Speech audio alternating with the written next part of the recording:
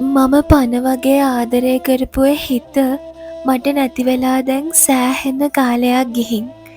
ඉස්සර එක තප්පරයක්වත් නැතුව ඉන්න බැරි වුණු අපි දෙන්න අද නොසෑහෙන්න ඈත් වෙලා.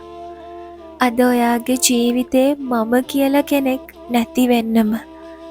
ඔයා ඉන්න කාලේ කවදාවත් පොඩිමවත් තනිකමක් දැනිලා නෑ මට. මොන දේවල් වුණත් ඔයා හරි ලස්සනට මාව අල්ලන් හිටියා. මගේ හැවනල්ල වගේ ළඟින් හිටියා. ඒ කාලේ ඒ ආදරේ ආරක්ෂාව හැම දේමත් එක්ක මං හරි සැහැල්ලුවෙන් ජීවත් වුණා.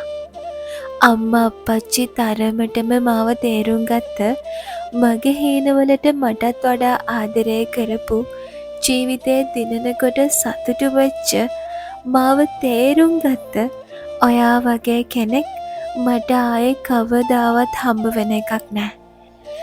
ඒත් මට පුදුම එච්චර මාව තේරුම් අරන් හිටිය ඔයාට ඇයි තව ටික කාලයක් මං වෙනුවෙන් ඉවසන්න බැරි වුණේ කියලා. මාව තව ටිකක් දරාගන්න බැරි වුණේ කියලා.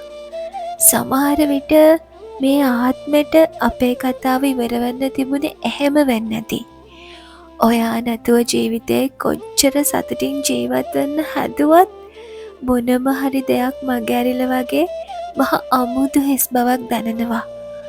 ඒ වෙලාවට මම ලොකු හුස්මක් අරගෙන අපේ මතක එකින් එක මතක් කරනවා. දන්නවද? දැන් හරියට මම කූඩුවක් ඇතුලේ හිර වෙච්ච, තනි වෙච්ච, අසරණ වෙච්ච කුරුල්ලෙක් වගේ දැනෙනවා. හරිම පාළුයි ඔයා නැති මේ ජීවිතේ.